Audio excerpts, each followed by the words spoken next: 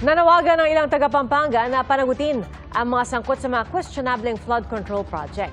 Kinakakasuhan naman ng DPWH sa Philippine Competition Commission ang ilang hinihinalang sangkot sa anomalya. Saksi si Joseph Moro.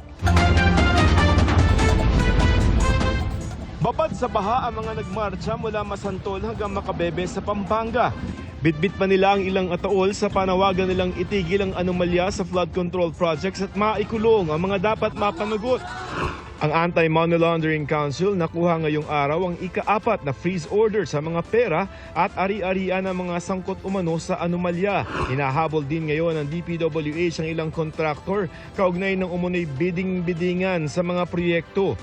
Gaya ng mga diskaya na sa loob ng halos 10 taon ay aabot sa 78 billion pesos ang na-corner ng mga flood control project para sa lampas 1,000 mga proyekto.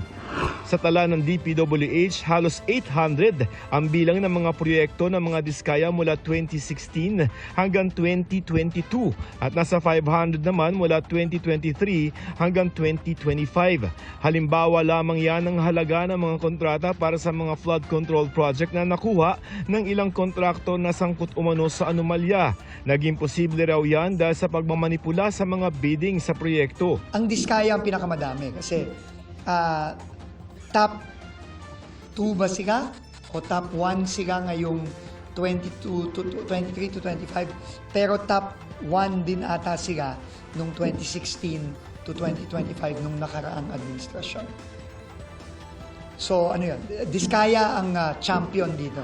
Pinakakasuhan ng DPWH sa Philippine Competition Commission ng paglabag sa Philippine Competition Act ang kumpanya ng mga diskaya na St. Timothy Construction, Wawaw Builders, Sims Construction Trading, mga empleyado at opisyal ng DPWH Bulacan 1st District Engineering Office, gayon din ng Sunwest Incorporated at mga opisyal at empleyado ng DPWH Mimaropa. Pag nagbayad sila ng 250 million kada violation, pagka tinotag mo yan, yun nga, nakita mo, diskaya pa lang, pwedeng umabot ng 300 billion yan.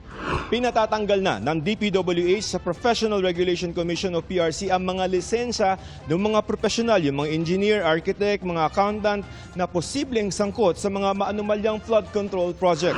Kasama rito sina dating Bulacan 1st District Engineer Henry Alcantara at dating Assistant District Engineers Bryce Hernandez at JP Mendoza. Hindi na po sila makakapag-practice ng kanilang profession.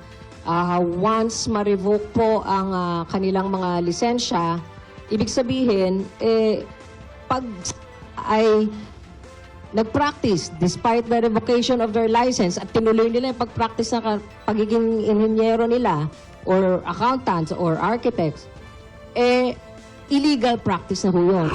Para sa GMA Integrated News, ako si Joseph Morong, ang inyong saksi.